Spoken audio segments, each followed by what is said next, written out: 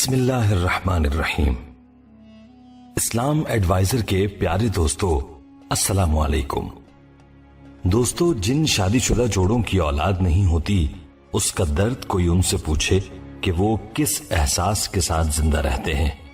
ایک احساس محرومی ہر وقت ان کو کھائے جاتا ہے، اور اس پر مزید یہ کہ لوگوں کی باتیں بھی سننا پڑتی ہیں۔ ایسے جوڑے بیچارے ڈاکٹری علاج کراتے ہیں، جو بھی آسرا ملے اس کا سہارا لے کر اولاد مانگتے ہیں، لیکن دامن امید خالی رہتا ہے۔ ایسے تمام جوڑوں کے لیے آج ہم ایک قرآن پاک سے انتہائی مجرب اور آزمودہ وظیفہ لے کر آئے ہیں۔ اس وظیفے کو یقین کے ساتھ کریں تو انشاءاللہ آپ کو در در پر ٹھوکریں نہیں کھانا پڑیں گی۔ دوستو، ہم نہ صرف بے اولاد حضرات کے لیے وظیفہ لے کر حاضر ہوئے ہیں، بلکہ ان حضرات کے لیے بھی وظیفہ بتائیں گے جو کہ اولاد نرینہ کے خواہش مند ہیں۔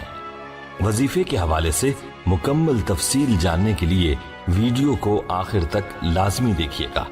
دوستو، ہم آپ کو آج کے ٹاپک کے حوالے سے تفصیل بھی بتائیں گے، لیکن اس سے قبل آپ سے درخواست ہے کہ اگر آپ ہمارے چینل اسلام ایڈوائزر کی ویڈیو پہلی بار دیکھ رہے ہیں اور ابھی تک آپ نے ہمارا چینل سبسکرائب نہیں کیا تو ابھی ہمارا چینل سبسکرائب کریں اور ساتھ ہی لگے بیل کے بٹن کو بھی پریس کریں تاکہ آپ کو مستقبل میں ہماری اپلوڈ ہونے والی مزید ویڈیوز کا نوٹیفیکیشن ملتا رہے۔ اور ہماری تمام بہنوں اور بھائیوں سے یہ بھی گزارش ہے کہ درود پاک کی برکت سے ہونے والی دعا میں شامل ہونے کے لیے اپنا نام کامنٹ سیکشن میں ضرور لکھیں اور ہماری درود پاک کی محفل کا حصہ بنیں، اور روزانہ درود پاک کی ایک تسبیح پڑھنے کا اہتمام کریں۔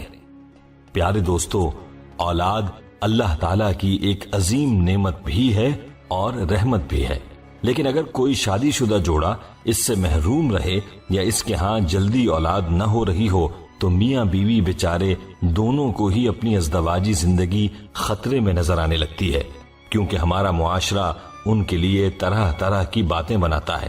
خواتین کو تانوں کا نشانہ بنایا جاتا ہے اور ان کا جینا دو بھر ہو جاتا ہے، اور میاں بیوی بیچارے اولاد کے حصول کے لیے مختلف طریقے اختیار کرتے ہیں، لاکھوں روپے خرچ کرتے ہیں، کبھی تعویذ گنڈوں والوں کے پاس، کبھی ڈاکٹرز اور حکیموں کے پاس، اور اسی کشمکش میں بعض اوقات یہ جوڑے غیر شرعی اور ناجائز طریقوں کی جانب متوجہ ہونے لگتے ہیں اور اپنا ایمان خراب کرنے لگتے ہیں۔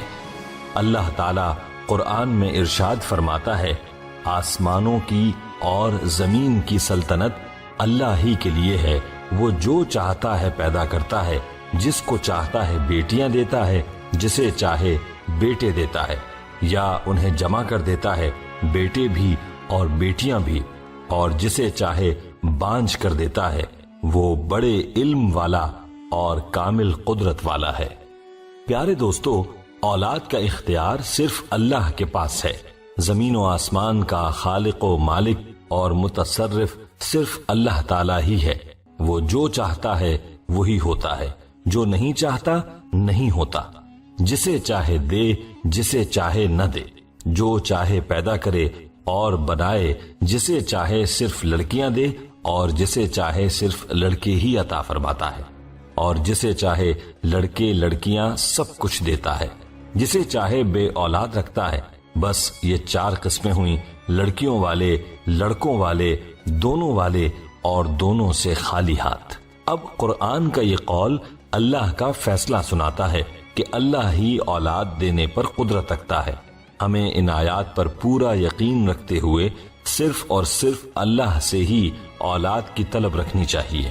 اگر ہم قرآن میں غور کریں تو ہم دیکھیں گے کہ انبیاء کرام کو بھی جب اولاد کی طلب ہوئی تو انہوں نے بھی صرف اللہ سے دعا کی، اور اللہ نے ان کی دعا قبول کر کے انہیں صاحب اولاد کیا اور ہمارے لیے نشانی بنایا تاکہ ہم بھی اس سے رہنمائی حاصل کر سکیں۔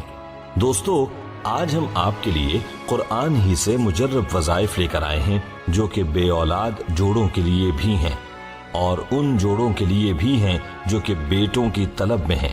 یہ وظائف قرآنی آیات اور سورتوں میں سے بزرگان دین کے تجویز کردہ ہیں، جن کو ان اکابرین نے آزمانے کے بعد عوام کے لیے پیش کیا ہے۔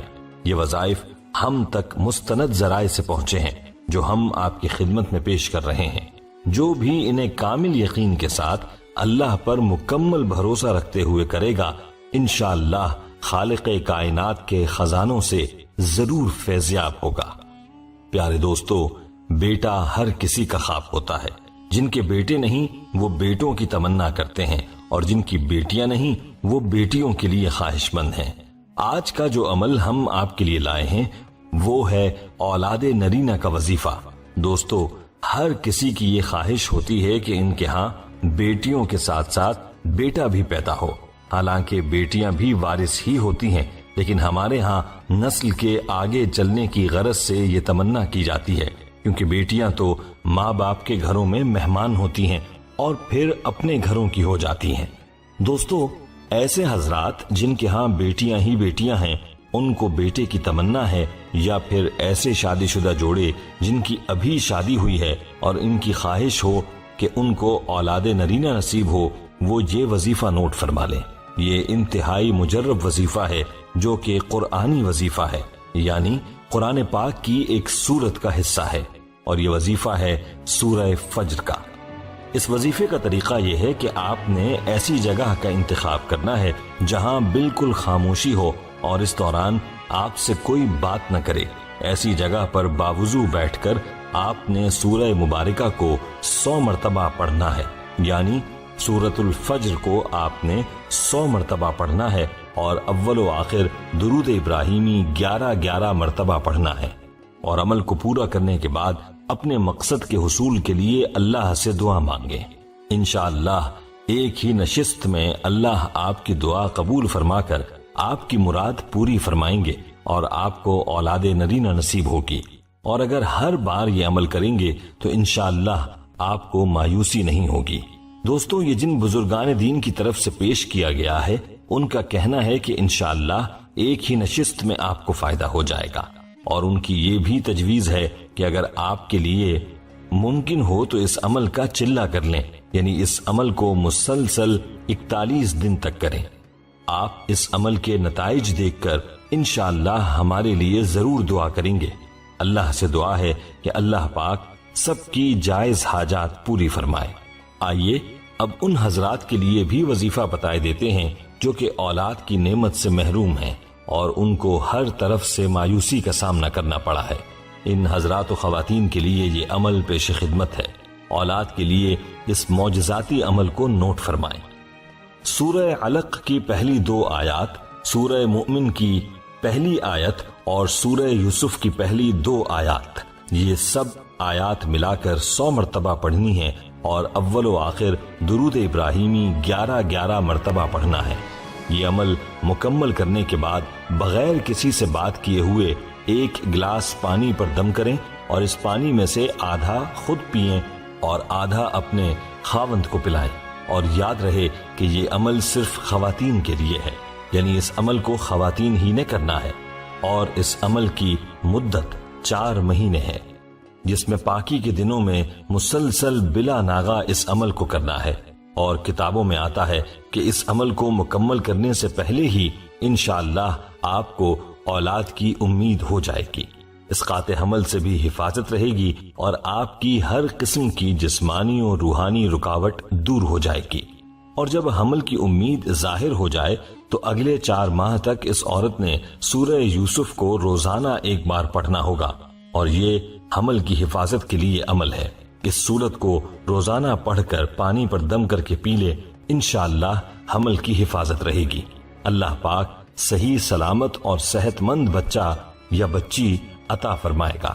دوستو، یہ عمل ان حضرات و خواتین کے لیے انتہائی مجرب ہے جن کی اولاد نہیں ہوئی، اس لیے ایسی خواتین پورے یقین کے ساتھ اس عمل کو ضرور کریں تاکہ آپ کی جھولی بھی اولاد جیسی نعمت سے آباد ہو سکے۔